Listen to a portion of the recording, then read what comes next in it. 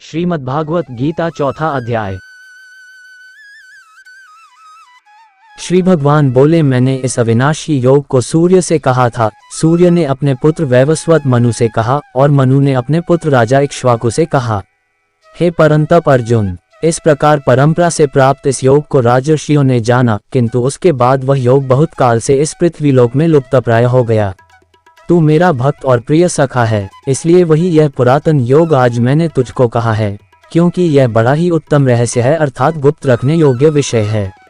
अर्जुन बोले, आपका जन्म तो अर्वाचीन अभी हाल का है और सूर्य का जन्म बहुत पुराना है, अर्थात कल्प के आदि में हो चुका था।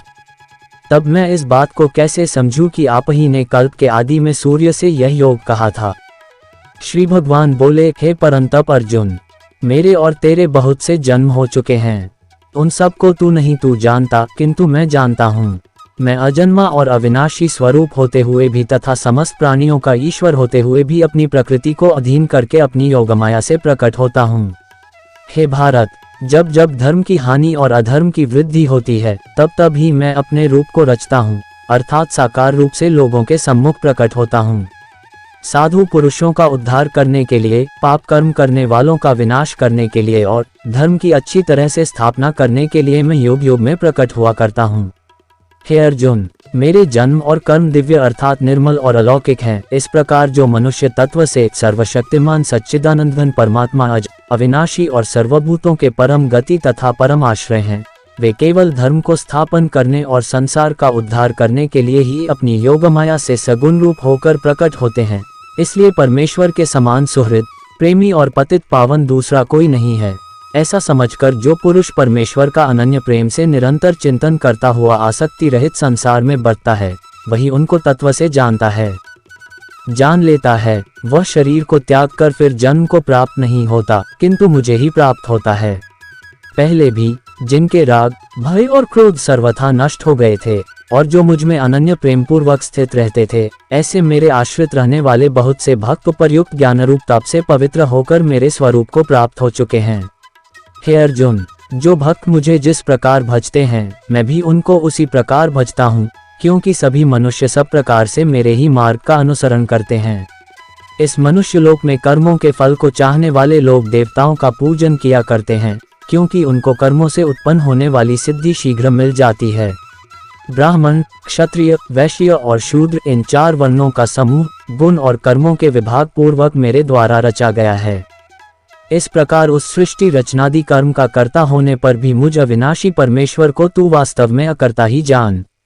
कर्मों के फल में मेरी स्पृहा नहीं है, इसलिए मुझे कर्म लिप्त नहीं करते। इस प्रकार जो मुझे तत्व से जान लेता है, वह भी कर्मों से नहीं बंधता।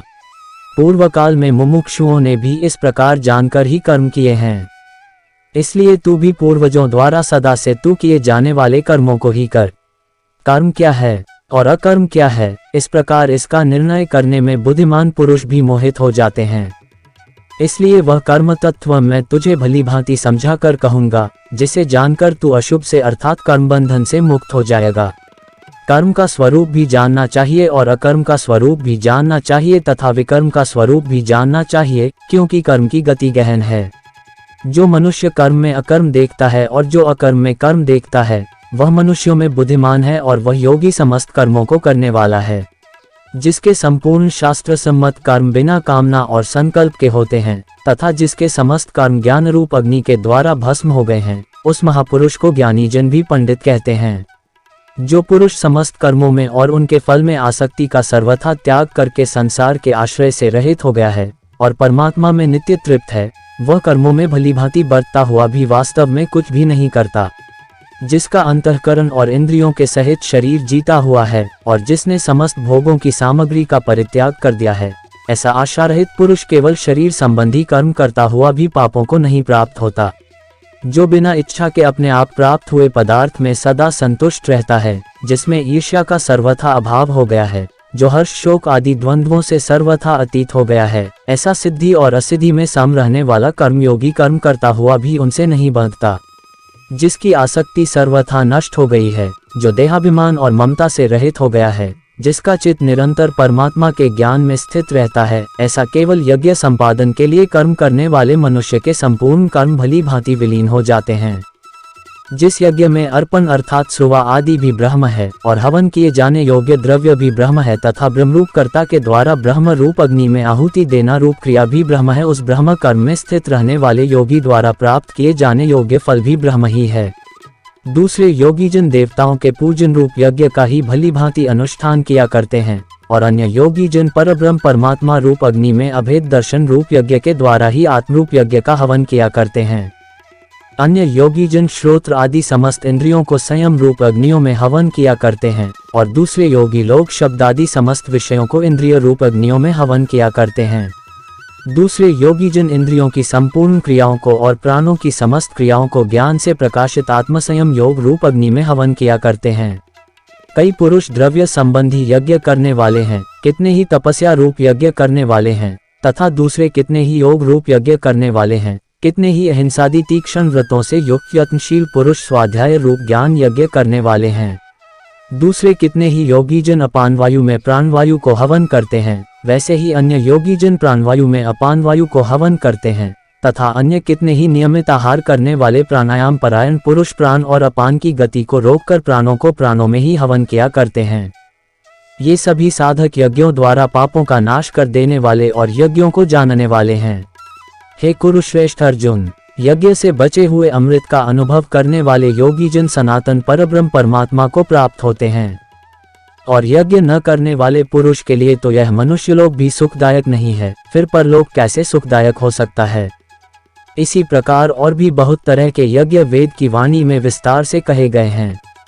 उन सबको तू मन, तू इंद्रिय और शरीर की क्रिया द्वारा संपन्न होने वाले जान, इस प्रकार तत्व से जानकर उनके अनुष्ठान द्वारा तू कर्मबंधन से सर्वथा मुक्त हो जाएगा। हे परंतप अर्जुन, द्रव्यमय यज्ञ की अपेक्षा ज्ञान यज्ञ अत्यंत श्रेष्ठ है तथा यावन मात्र संपूर्ण कर्म ज्ञान में समाप्त हो जाते हैं। उस ज्ञान को तू तत्वदर्शी ज्ञानियों के पास जाकर समझ, उनको भली भांति दंडवत प्रणाम करने से, उनकी सेवा करने से और कपट छोड़कर सरलता पूर्वक प्रश्न करने से वे परमात्मा तत्व को भली भांति जानने वाले ज्ञानी महात्मा तुझे उस तत्व ज्ञान का उपदेश करेंगे, जिसको जानकर फिर तू इस प्रकार मोह को नहीं प्राप्त होगा। तथा हे अर्जुन, जिस ज्ञान के द्वारा तू संपूर्ण भूतों को निःशेष भाव से पहले अपने में और पीछे मुझ सच्चिदानंद घन परमात्मा में देखेगा, यदि तू अन्य सब पापियों से भी अधिक पाप करने वाला है तो भी तू ज्ञान रूप नौक द्वारा निसंदेह संपूर्ण पाप समुद्र से भली भांति तर जाएगा। क्योंकि हे अर्जुन, जैसे प्रज्वलित अग्नि ईंधनों को भस्म में कर देता है, वैसे ही ज्ञान रूप अग्नि संपूर्ण कर्मों को भस्म में कर देता है। इस संसार में ज्ञान के समान पवित्र करने वाला निसंदेह कुछ भी नहीं है।